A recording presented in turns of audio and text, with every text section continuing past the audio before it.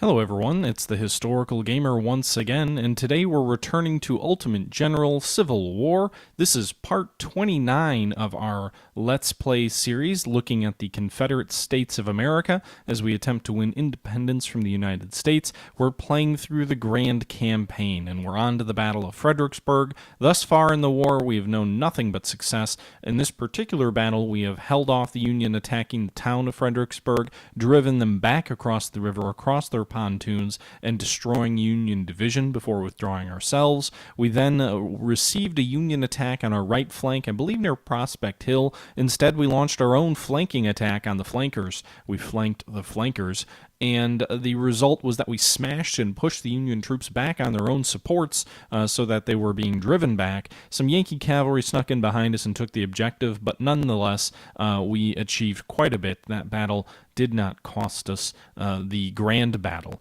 We are now moving north for the massive and historical Union assault on the Confederate northern, or sort of left flank, at Marye's Heights, where the Confederates had a stone wall and nearly a mile of open ground to mow down Federal troops as they approached the Confederate lines. I think it was actually something less than a mile, maybe like a half mile. But in either case, the Union launched futile attack after futile attack, and we'll see how things play out. This was taken from a live stream from a few days ago, so just keep that in mind, more like a couple of weeks ago now. So what I'm going to do is I'm going to go ahead and hand it over to myself, as is customary for this particular series, and allow you guys to enjoy the commentary, the banter of the live stream itself. I hope you guys enjoy, and I'll meet you guys back up at the end.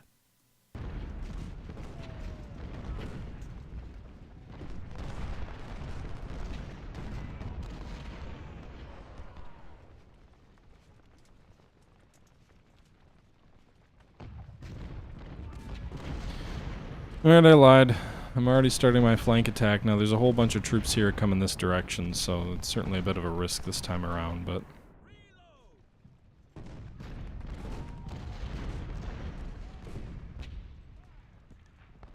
just so tempting, they look so weak.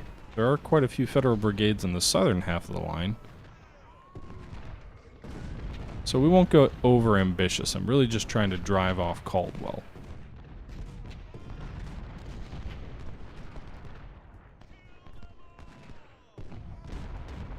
And it'll give us a chance as the enemy advances, if they advance on the stone wall, to get a good flank fire going.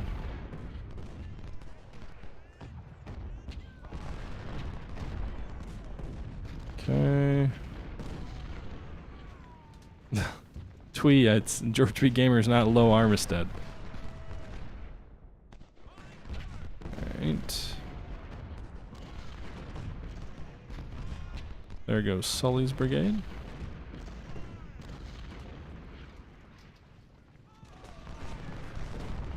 We'll deploy some skirmishers off here as well. The enemy's going to charge right up toward the objective point. Going to expose their flank at close range. My God, we're flanking them. They do have a lot of artillery. I should consider pulling them back.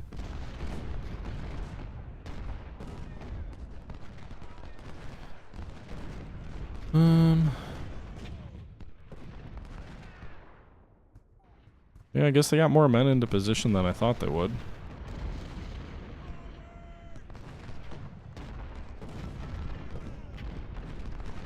In either case, I'm not terribly worried.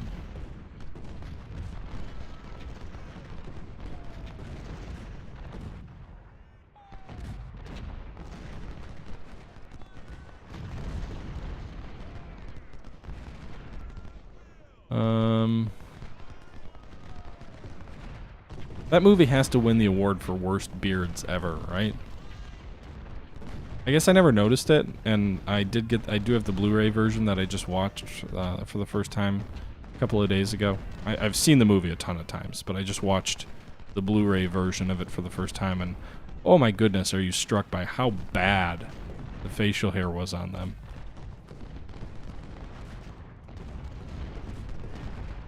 Hello, Elena.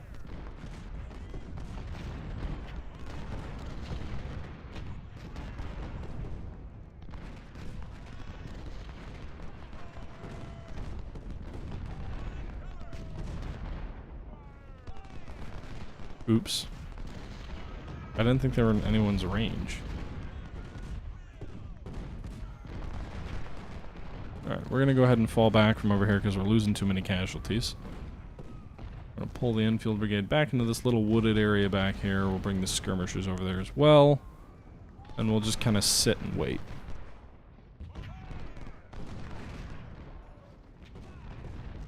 The best beard in the movie or in real life? Real life, he's up there. The movie still looked pretty fake. Paul Revere is making his charge at Amen, it looks like. R.I.P. to Paul Revere.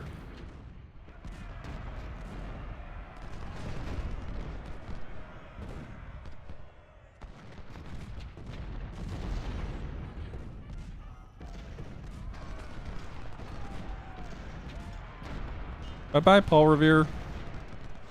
Run along now.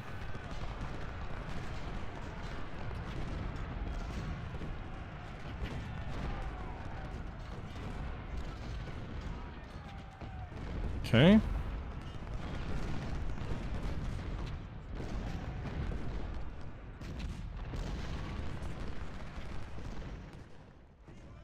Stoneman? The cavalry commander? He wasn't in charge at Fredericksburg. What's he doing out there?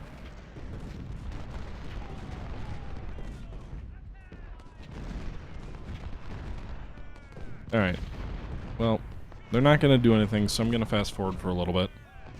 It's a little bit of a non-eventful attack for the moment.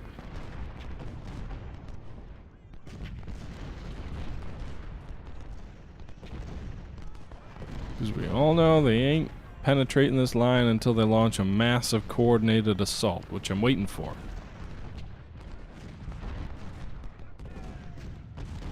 Sending Pratt up there to try and flank us, so we'll go ahead and advance the Enfields there. He'll deal with that. He should be more than a match for his forces.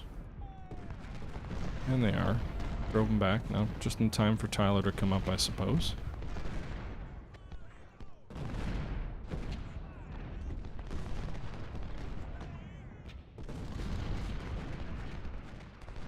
So they do have some troops trying to go up and around. Now that was actually something I didn't know about, but historically, I believe it was at Howard's division, tried that. They tried to go up and around so they didn't have to attack Mary's Heights, but the bog and woods over here actually could cause them to kind of subconsciously angle back in and hit the stone wall here. They were trying to go wide, but they were forced in by geography, so they ended up repeating all the same assaults. I can't remember if it was Howard's brigade or division or if it was someone else, but it was one of the divisions after the first couple of attacks failed. So it wasn't like that, and you know, they did try a few things to see if they could kind of break the cycle, if you will.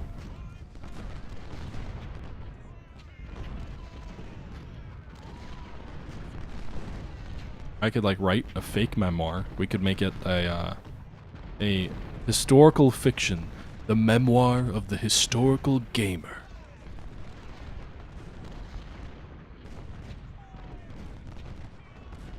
Okay. No, I don't think the Federals will break through, even if every unit of theirs charged right now. I could be wrong.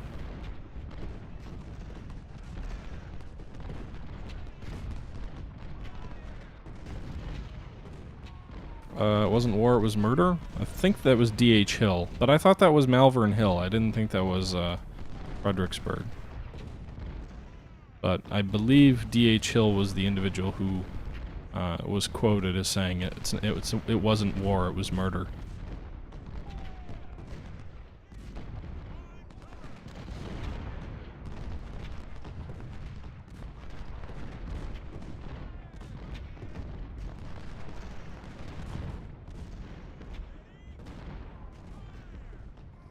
Dum-de-dum-de-dum. Let's have a swig of scotch. Or, no, actually, I'm not drinking scotch. I'm drinking some whiskey.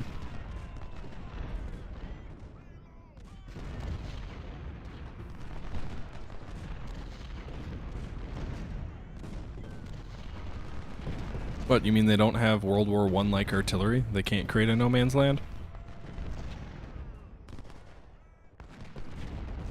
Bring up the cannons!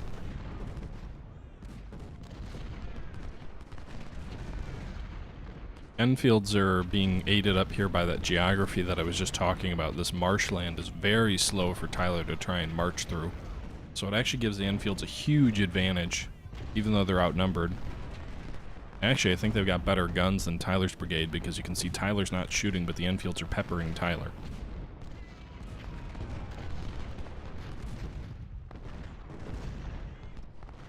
Two more brigades. Revere's trying to move up and around.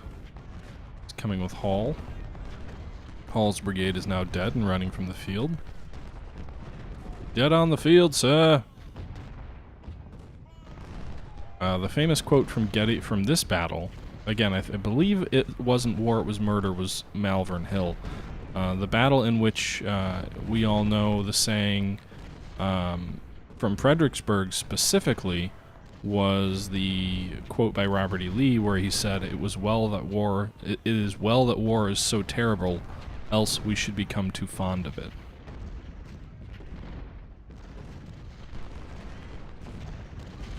Yeah, these guys might be losing men unnecessarily. The reason I put them so close to the wall, in all honesty, 133 men, was because I was trying 2,000. I was trying to do what's well, no, they already fought the previous battle. I was trying to ensure that if the enemy charged forward, there were multiple lines within firing range to fire into the enemy at point-blank range. General, it's a hard fight, and we can still claim victory if we hold at least 2 strategic locations. Mary's Heights and this other thing, the Telegraph Road, which we have no troops on. So we have another Doles. We're going to pull them back to the Telegraph Road.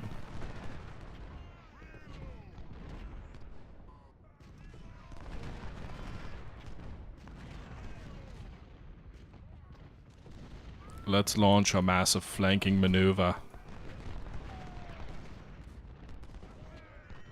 Maybe this is foolish. Let's send some cavalry out to detect.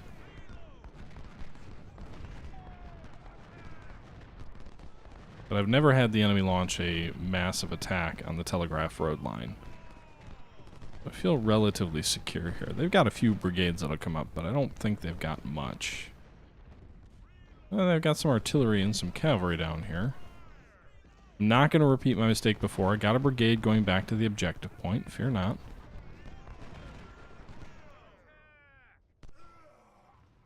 We're also going to see the southern end of the battlefield open up before too long.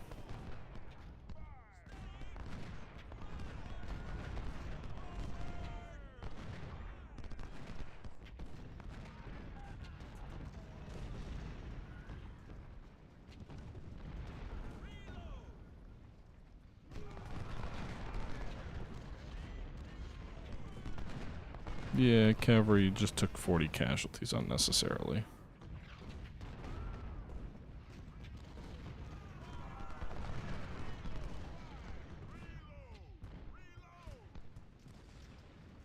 But we can send the cavalry down here, because they'll be really good charging unescorted enemy guns.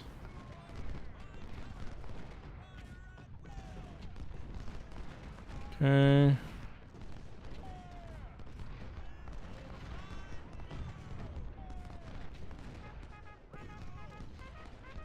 Of course, now you're going to be all alone and facing multiple enemy batteries, which are going to be firing canister into you.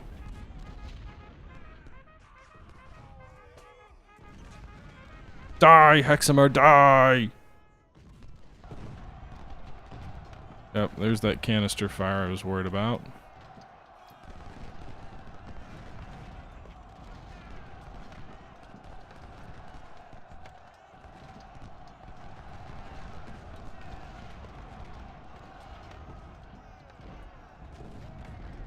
Are they continuing to attack in the north? Does look like it. Jeez. We're really trying to go up and around those lines.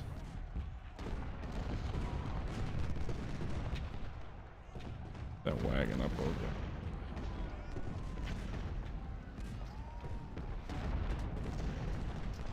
there. Alright, so we're gonna occupy these trenches here on the left. They're really stacking up against our left flank over there. Meanwhile, we're trying to stack up against their right. Our cavalry just destroyed that battery. Gonna swing in and try and destroy this battery. Meanwhile, our other infantry are going to go over here. We don't need to divert 2 infantry brigades over here.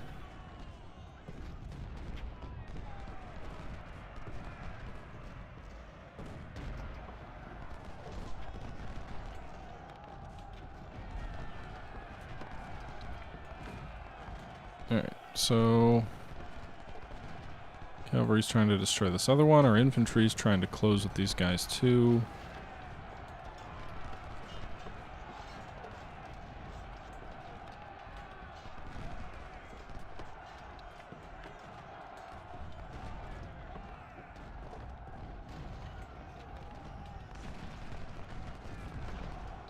Alright, how are we doing over here? We've pulled back. The infield brigade's getting some ammo. But I don't think they're going to try and advance on it, because then they'll expose their flank to the Texas Brigade, which is dug in as well. So I think this flank is relatively secure for now. We could try and go up through this marshland like I did, a wide flanking maneuver.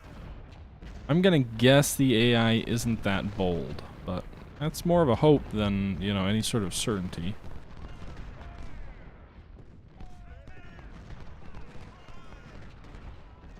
You move on the double.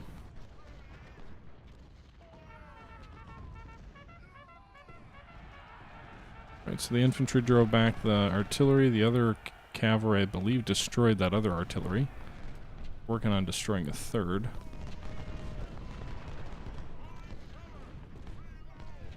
And we're going to work on rolling up the Yankee line here. So we'll go ahead and advance the Alabama Brigade, the Hood Brigade, the Barksdale Brigade. Garnett as well.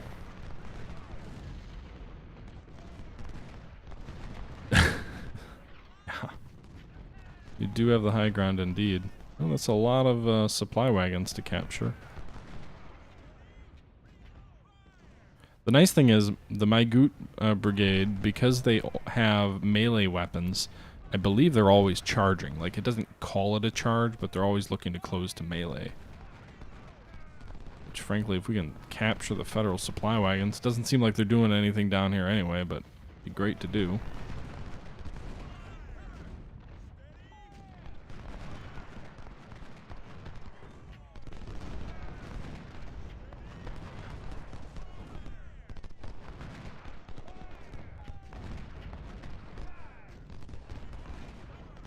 Okay, we're enveloping them down here. Enveloping them, blah, blah, blah, words. Enveloping them good.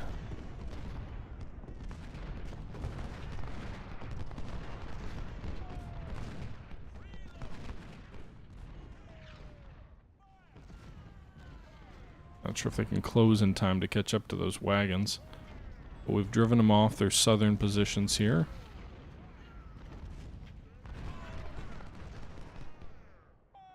Advance to the ridgeline. Meanwhile, they are swinging wide. They are trying to go up and over. So that is going to be a bit of a challenge.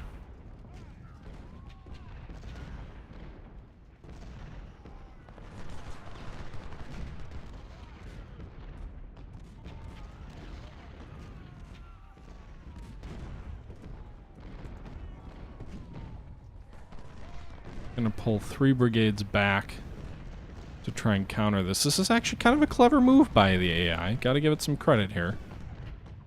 I think we can thwart it if we can respond quickly enough. But it's still gonna give him credit. It's a clever move. My skirmishers of the Enfield Brigade are meeting it.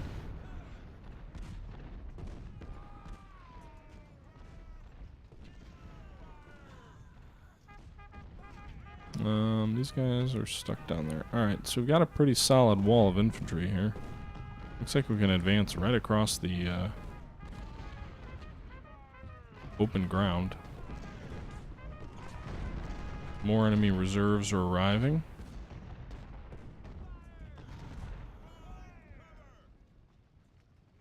Vinton is gonna have him use a volley on the enemy supply wagons. Oh, that was dumb.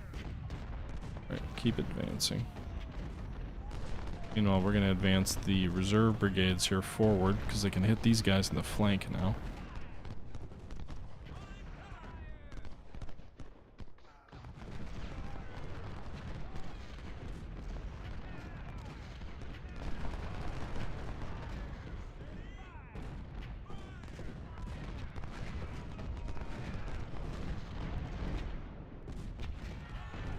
charge those guns. You're not going to do much good against them in the open.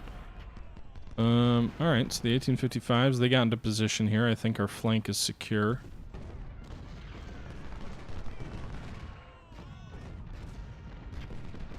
Oh man, there's a lot of guns in here. 3 batteries? Yikes. I don't even... Vinton may not make it. 1861! What a great number of men to be in a brigade.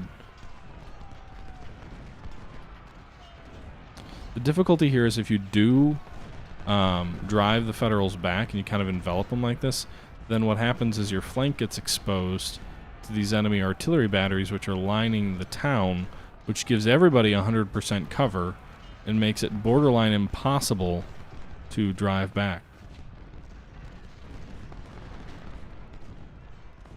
Federal cavalry under Devon still trying to flank wide, but we've got some troops in position to kind of make his life more difficult. We'll try and advance the skirmishers over here a bit. We'll pull Hexender's troops into this position. Really, I don't think there's any way the enemy infantry is getting around me.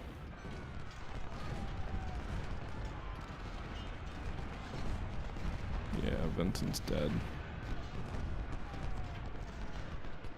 Randolph's being driven off, at least.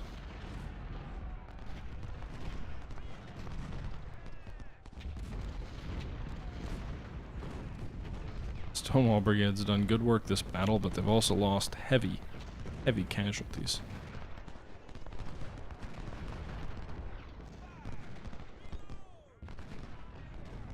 Okay, let's get our cavalry and our infantry into that town.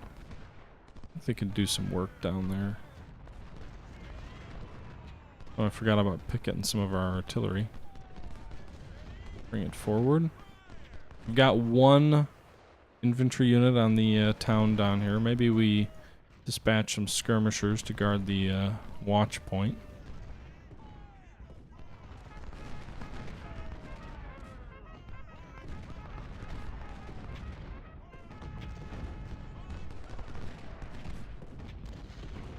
Okay. So we're kind of rolling them up one at a time on the left. On the right, they just keep kind of extending their lines.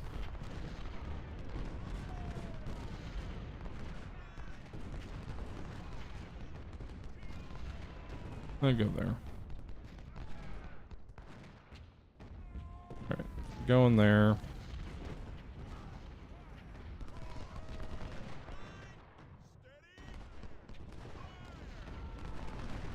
So we destroy... No, Randolph's not destroyed, but pretty close.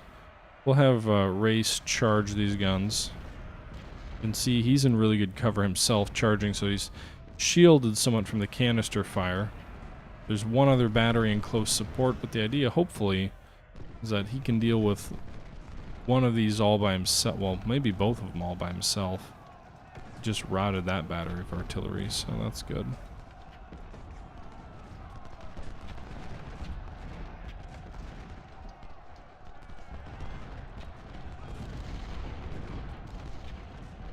I don't know why I'm charging here. I'm just pushing them into a neat core here where they can be in defensive terrain back on this town.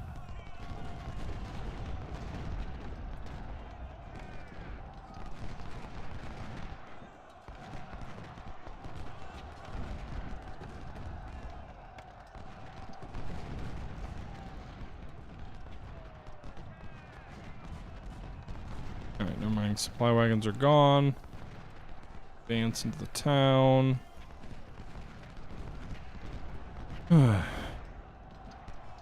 Barksdale's way too far forward. But there was no, you know, Burnside won't ever be criticized for launching a horribly futile flank attack here. Or not flank attack, attack up this, you know, insurmountable hill. Because at the end of the day, he didn't do it. Not in this reality, anyway.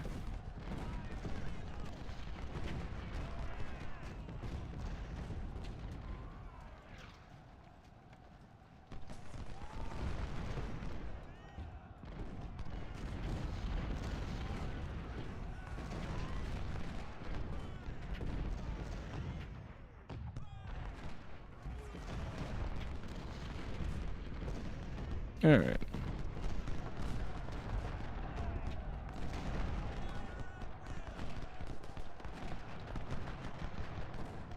I still should be doing better because I've got the high ground, but yeah, I'm losing way too many men. At least not only a handful of my brigades have been really engaged. Mostly the Second Corps, it seems. At least in that sort of combat.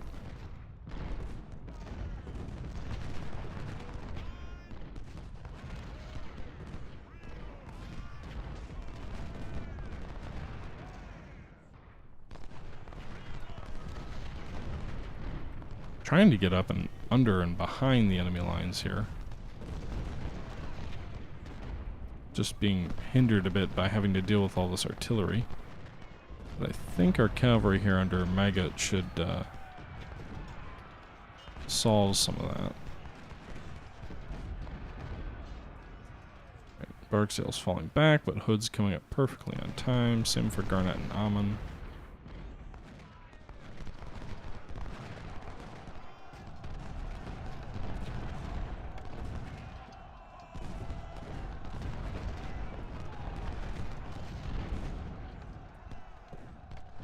Alright, there's a whole bunch more enemy guns up north in town here.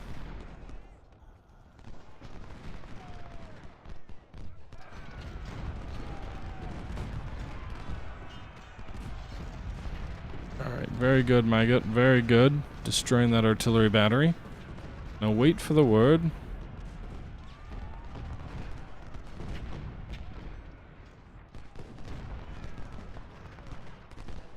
Apparently these guys are on pretty good defensive terrain. Right, move that way. This way, the cavalry's gonna stay on the flank, but they're gonna kind of stay out it for now. Alright, Hawkins being driven back.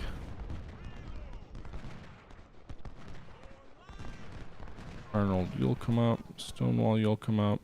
Amen. You've had enough rest. Bring up the artillery here to support the advance.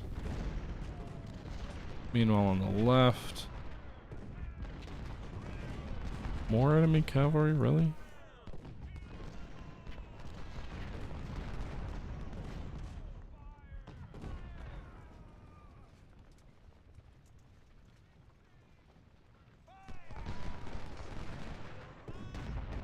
Gotta give the Federals some credit. They are making this a lot bloodier than I would have liked.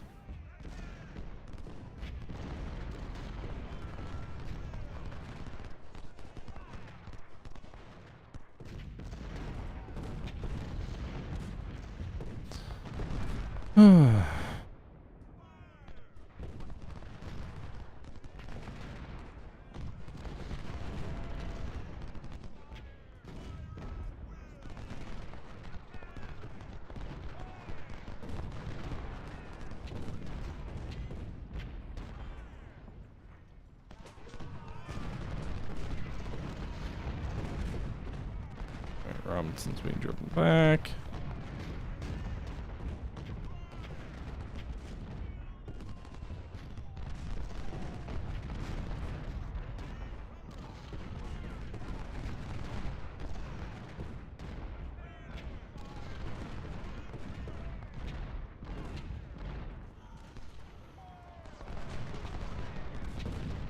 Alright, so things seem to be going okay for the moment.